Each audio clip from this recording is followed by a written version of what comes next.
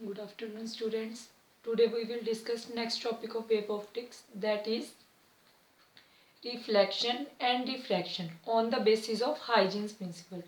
उस दिन हमने वेव फ्रंट डिस्कस किया था, then types of wave front discuss किया था, देन हाइजीन्स प्रिंसिपल पढ़ा था।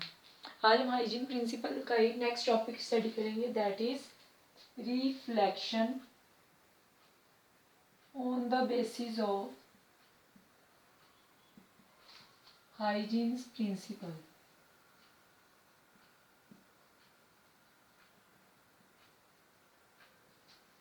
हाइजीन्स प्रिंसिपल में हमने मेन ये डिस्कस किया था कि हमारे पास जो पॉइंट सोर्स होगा उस पर जो वेव फ्रंट बनेगा वो आगे अगेन फ्रेश सोर्स की तरह एक्ट करता है, सेकेंडरी वेवलेट्स की तरह। देन जब हम वो जो सेकेंडरी वेवलेट है उनके जो टेंजेंट्स हैं, जब उनको फॉरवर्ड डायरेक्शन में हम मीट करवाते हैं तब हमारे पास क्या बन जाता है, सेकेंडरी वेव फ्रंट। इस तरह से ये प्रोसेस हमारा चलता रहता है। अब उसी के बेस पे हम रिफ्लेक्शन डिस्कस कर रहे हैं। अब हम क्या लेके चल रहे हैं, मान लो हमारे पास एक प्लेन मिरर है, that is M1 M2। Let this is a plane mirror M1 M2। यहाँ पे हमने क्या बना दिया, एक वेव फ्रंट लिया, let a plane wave front AB। This is a plane wave front, this is your normal, this is a plane wave front, that is AB, which is incident at an angle I angle पे incident हो रखा है। तो मैंने क्या बताया था कि जितनी भी हमारे पास परपेंडिकुलर लाइंस होंगी इस वेव फ्रंट पे, वो उन्हें हम क्या बोलते हैं, रेज। तो हमारे पास लेट यहाँ पे 3 परपेंडिकुलर लाइंस हैं on the wave front, 1 2 and 3. These are the 3 perpendicular lines on the plane wave front. जो ये प्लेन वेव फ्रंट है B, मान लो इसने डिस्टेंस ट्रेवल किया which is equal to CT। C क्या है यहाँ, velocity of light, and T क्या है हमारे पास, इन टाइम T। अगर इस प्लेन वेव फ्रंट में B V dash distance travel किया, अब हमने क्या किया, with A as centre, A को सेंटर लिया और जो आर्क है उसको ओपन किया बी वी डैश, कितना distance, B V dash distance के जितना, और यू कैन से CT। यहां से हमने एक आर्क लगाई इतने डिस्टेंस पे, दैट इज A डैश। इसको सेंटर लेके बी वी डैश और CT के डिस्टेंस से हमने एक आर्क लगा दी, that is A dash. Then हमने क्या किया, इसको मीट कर दिया A डैश को।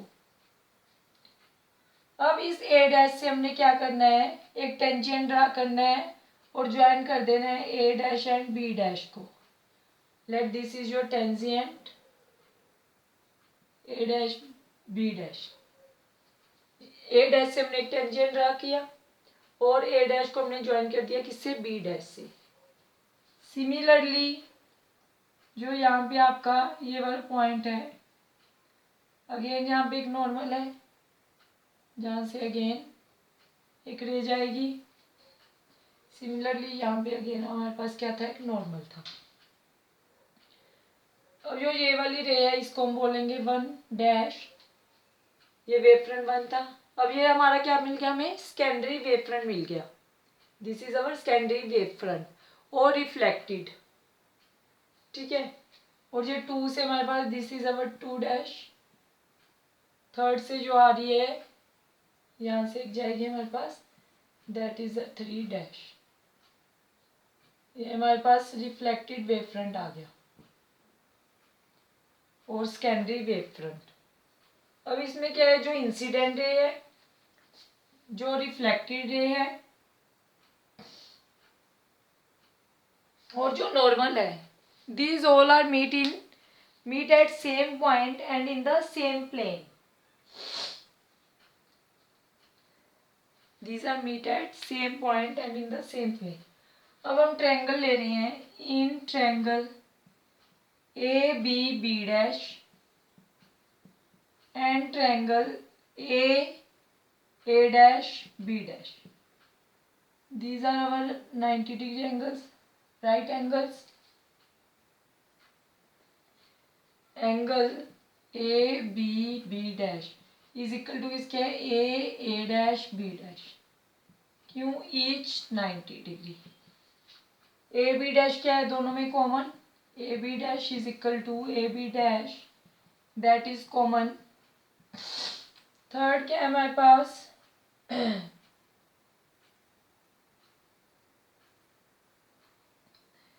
ये भी हमारा डिस्टेंस सी टी है, ठीक है, बी बी डैश और ये वाली जो हमने आठ रखी, ये दोनों डिस्टेंस क्या है हमारे सी टी।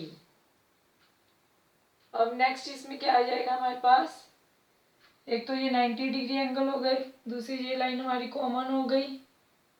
नेक्स्ट हमारे पास वन मोर, हमें इस ट्रायंगल्स को क्या प्रूव करना है, कॉन्करेंट प्रूव करना है। कॉन्करेंट प्रूव करने के लिए हमारे पास क्या है, जो बी बी डैश है वो किसके इक्वल है आपका ए डैश के, each is equal to C T. So your triangles हैं सिमिलर, क्लियर है। अगर तो इसका मतलब जो हमारा एंगल ऑफ इंसिडेंस है वो किसके इक्वल है, एंगल ऑफ रिफ्लेक्शन के, बाय सीपीसीटी। सीपीसीटी रूल के अकॉर्डिंग हमारे पास जो एंगल ऑफ इंसिडेंस है that is equal to angle of reflection. Next अब हम डिस्कस कर रहे हैं सेम, दैट इज रिफ्रैक्शन। ये तो हो गया हमारे पास रिफ्लेक्शन और उसकी डेरिवेशन। अब सिमिलर हमें प्रूव करना है रिफ्रैक्शन को।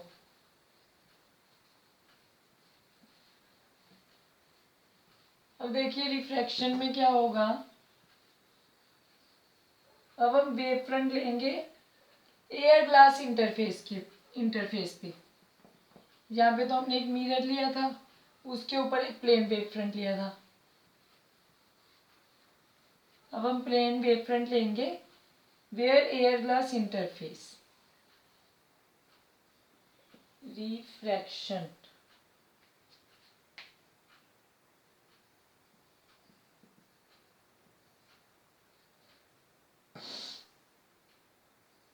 दैट हमारे पास क्या है, a plane wavefront incident at an angle I on air glass interface। मान लो यहाँ पे एयर है, ऊपर हमारे पास, नीचे आपके पास ग्लास है। This is a plane wave front that is A B. Again this is the normal, यहाँ पे हमारे पास थ्री इंसिडेंट रे हैं perpendicular on this plane wave front, 1 2 and 3। अब देखिए क्या होगा इसमें भी, 1 2 3 are the rays perpendicular on the wave front. Then the ray 3 cover a distance b dash। अब जो रे 3 है अगेन उसने क्या किया, डिस्टेंस कवर किया, कितना, बी डैश, यहाँ से अगेन परपेंडिकुलर है आपका। और जो बी डैश है वो किसके इक्वल है हमारे पास, it is equal to C T. Similarly एक यहाँ पे हमारे पास परपेंडिकुलर होगा, ठीक है। अब हमने अगेन क्या करना है, ए को सेंटर लेना है और डिस्टेंस कितना, बी डैश के इक्वल। यहाँ से हमें एक आर्क ड्रा करनी है, लेट जहाँ पे आपके पास आ गई आर्क एक, दैट इज, देन हमने क्या करना है, टेंजेंट ड्रा करना है। This is the tangent that is A dash. अब जब हमने टेंजेंट ड्रा किया उससे क्या होगा, हमने ज्वाइन करना है अब ए डैश को किससे, बी डैश से। Join A dash with B dash. जब हमने इसको ज्वाइन किया ए डैश को बी डैश से, तब क्या होगा आपके पास, हाइजीन प्रिंसिपल के अकॉर्डिंग जो हर पॉइंट है प्राइमरी वेव फ्रंट का, वो एक्ट करेगा किससे के तौर पे, as a source of secondary wavelet. जो ये वाला डिस्टेंस है ये किसके इक्वल होगा, वी टी के। यहाँ पे एयर के कारण वेलोसिटी ऑफ लाइट है, यहाँ पे हमारे पास ग्लास के कारण वेलोसिटी को हम डिनोट करेंगे वी से। अब हमारे पास again this is our angle of incidence and here is angle of reflection. अगर ये आपके पास एंगल ऑफ रिफ्लेक्शन है, तो जो आपके पास ए डैश बी डैश है वो एक्ट करेगा as a secondary wave front और रिफ्रैक्टेड वेव फ्रंट। अगर ए डैश बी डैश हमारे पास सेकेंडरी वेव फ्रंट की तरह एक्ट हो रहा है, तब हम ट्रायंगल लेंगे, in triangle A B B dash. यहाँ पे अगर हम साइन आई की बात करें, साइन आई किसके इक्वल होगा, this is our 90 degree angle, again here is 90 degree angle, B B dash upon में A B dash. Similarly in triangle A dash B dash, sine R is equal to A dash upon A B dash.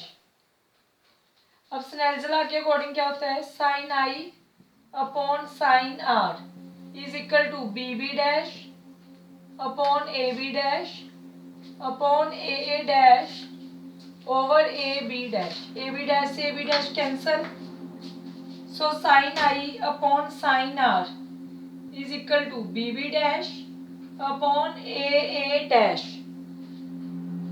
अगर ये हमारा इसके equal हो गया, अब ये किसके इक्वल है आगे, C T and B T के। दिस इज इक्वल टू हमारा सी टी और ये कितना है B T, which is equal to C upon V, but this is equal to our refractive index, so sine I upon sine R is equal to mu. Sine I upon sine R is equal to mu, which is the Snell's law. ये क्या था हमारा, this is our Snell's law. यहां से जो ये रही है ये ऐसे जाएगी, सिमिलरली एक रे हमारी यहां से रिफ्रैक्शन के अंदर जाएगी, 1 dash 2 dash and this is our 3 dash. Clear है डायग्राम। यहाँ पे क्या हो रही है हमारे पास, रिफ्रैक्शन हो रही है, this is our normal and this is the reflection. Again इसमें जो इंसिडेंट है हमारी रिफ्लेक्टेड है and normal, they lie in the same plane and at the same point. Next हमारे पास आता है interference, sorry coherent sources of light. Coherent sources of light. अब अगर दो सोर्स है लाइट के, two source of light are said to be coherent. Light के दो सोर्सेज को हम कोहेरेंट को बोलेंगे अगर उनका जो इफ दे एमिट लाइट, जो वो लाइट एमिट कर रहे हैं, मान लो ये जो सोर्स है उसने लाइट एमिट की, जो वो लाइट एमिट कर रहे हैं अगर उनकी फ्रीक्वेंसी सेम है, या फिर हम बोल सकते हैं wavelength, if they have same frequency और wavelength and have same phase, और दूसरा उनका जो फेज है वो भी क्या है, सेम है, या फिर आप बोल सकते हो और हैविंग कांस्टेंट फेज डिफरेंस, और हैविंग कांस्टेंट फेज डिफरेंस। दो सोर्स हैं जो लाइट के, उनको कोहेरेंट होने के लिए क्या कुछ होना चाहिए, एक तो उनकी फ्रीक्वेंसी सेम होनी चाहिए, या फिर हम बोल सकते हैं वेवलेंथ, दूसरा उनका जो फेज डिफरेंस है वो भी क्या रहना चाहिए, सेम रहना चाहिए। नेक्स्ट वीडियो हम डिस्कस करेंगे। Thank you, watch this video carefully.